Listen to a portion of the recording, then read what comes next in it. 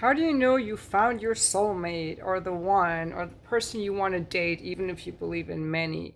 What most people look for, I think, is like this instant attraction, this instant chemistry. It kind of seems like a signal that you found the right person for you. Else, why would you have this intense attraction, right? We take that as a signal. And this is the exact opposite of what we should do.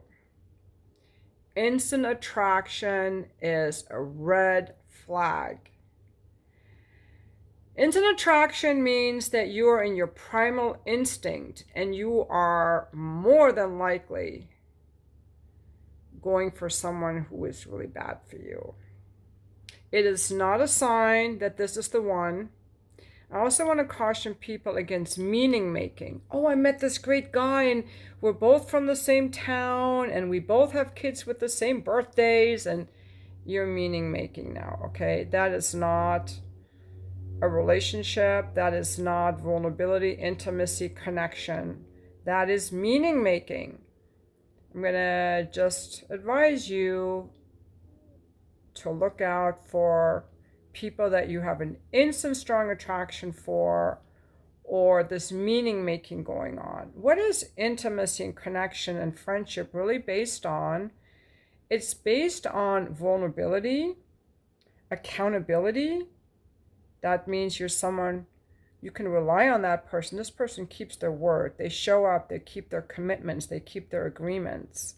Vulnerability, they share with you what's going on with them. They're accountable for their feelings, they share their feelings, they're vulnerable. I'm curious about, this is how I feel, I would like this, these are my needs, this is what I'm struggling with, this is hard for me, this is what I really appreciate about you. And your personality, you get to know their personality over time. Shared values. You have fun together, how this person handles things, how they handle their work, their finances, their family. You grow in love, friendship, and connection over time based on intimacy, responsibility, feeling safe, liking their personality. And so often what will happen, you'll meet someone, you're not attracted to them right away. You get to know them over time. And that's, I think, how some people end up in these relationships where they met someone at work. You're not that interested in that person right away, and you work with them and you get to see how they are, and you develop an affinity and a friendship. And you also need to look for people that are vulnerable and accountable. So ideally, you look for a 6, 7, or 8 and see if over time you can get to a 10. So if you go on a date with someone who's a 6, 7, or 8, just ask yourself, don't be like, I'm not going to fuck this person, they're not a 10. Just be like, would I go on another date with this person? See how you feel around this person. Are you laughing? Are you having fun? Do you feel free to be yourself? Share who you are. How does that person deal with money? Do they want the same things out of life? What are their goals? Just get to know this person. I think like the whole Hollywood thing of love at first sight, this whole love at first sight thing is actually really tragic. Love at first sight is tragic. It is tragic. It feels like a freaking drug. I tell you, I'm going to make more videos about this because I found out from my coach the reason I got so distraught over this guy was he activated my attachment system, my primal system, because I made him a 10. Now, he was a 10 to me. He wouldn't be a 10 to you. And he actually was. I usually go for white guys. This guy wasn't white. And he wasn't black. He was, I'm not going to say, but he was a completely different race that I've never even seen on Bumble before. But nonetheless, to me, he was a 10. And so my intense attraction for him was very primal. It wasn't based on knowing him. It wasn't based on that fact that he was intimate, vulnerable with me, or that he had kept his agreements over time, or that I felt safe with him, or that I really knew his personality. And he felt like a drug. That's what it freaking felt like a drug. And they do say, from what I've read, that when you fall in love, and this instant attachment thing could be the same, like we're animals first. We are meant for love and connection. We are designed for that. It's just when it comes on like heroin or like cotton candy, it's like too quick, too fast. It's not real. And so when that person leaves, you've got to come down off that high. I think that's what was happening to me. It's like taking heroin. You want to fuck a 10, you might as well shoot heroin. That's what I think. I'm going to start looking at 10s like fucking, like they're heroin or cocaine. This boost, like, I gotta have this person, and then you come crashing down. And I don't even have to fuck the person. That guy I liked in October, I got hooked on him before we even went to dinner. I was so distraught when he wasn't scheduling the dinner date. I had built him up as a 10. Now, going forward, I'm going to know if it's a 10, that's heroin. Stay the frick away. Don't even go near it. Don't even go near it. It's so important that, like, a healthy attachment to someone comes from we've known each other like a friendship. Like, we're friends. I trust you. I know you. I respect you and admire you based on over time you're vulnerable. You take responsibility. And this guy who ghosted me, both these guys turned out to be fuckboys. you know? They both ghosted me, and it doesn't matter why they ghosted me. They were not equally interested. They were afraid of the vulnerability. In either way, they were missing the element of accountability. They didn't even bother to say, I'm not interested. So they're immature. And again, that's just saying, just because I felt this high level of attraction doesn't mean that this guy was right for me or that he was mature or sent by God. They were not sent by God. They were sent by my frickin' body being like, or my mind being like, yeah, that's a guy that's hot. Wherever that comes from. We should do some research on that. So, I mean, unless the person that we're with has the ability to do some self-reflection, have emotional honesty, and have accountability, it's all just built, it's just all just a fluff show. It's like taking heroin. Oh, we have this great chemistry. We have this great connection. We have this great connection.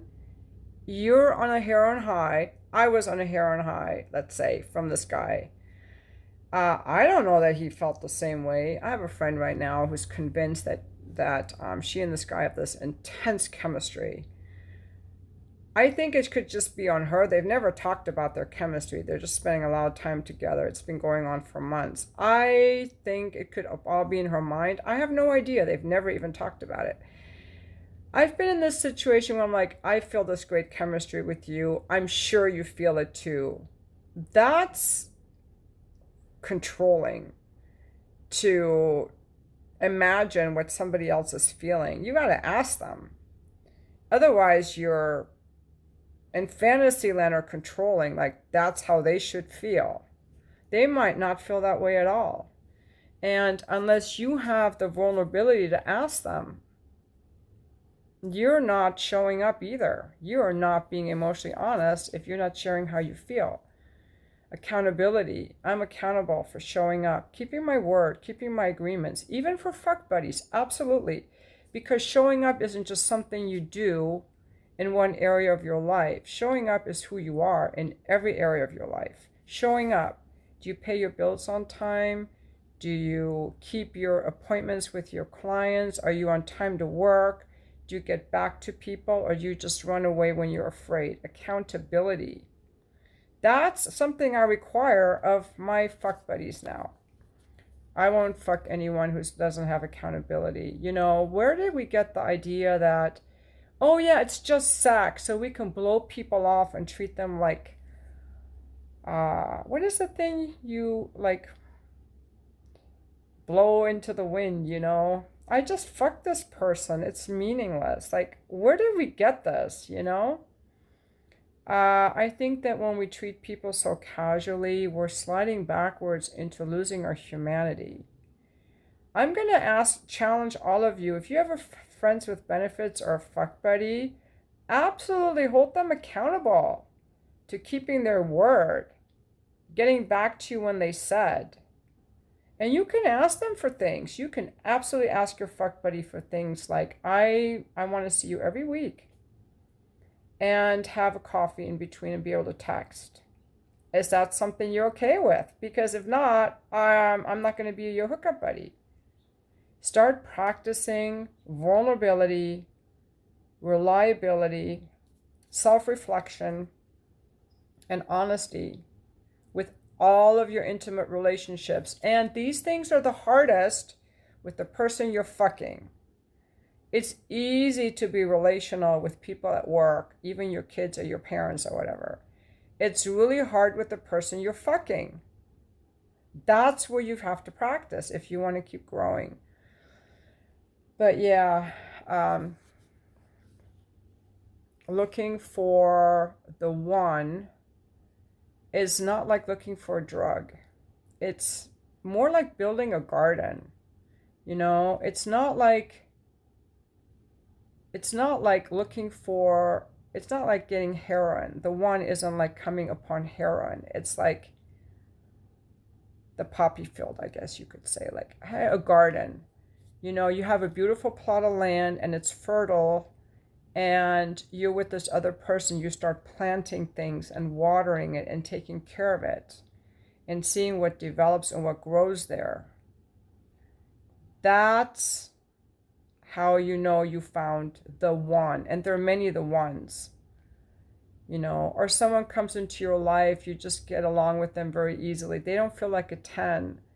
There may be 6, 7, or 8, and you have fun with them. Things feel easy. Things feel natural. They share who they are. They take responsibility. You can count on them. Now, for some of you, having someone to count on is a turnoff. It's boring. You want someone you have to win over. You want someone you have to win over. Maybe someone you can control to get them to change. You like the challenge. Otherwise, it gets boring. There's your problem.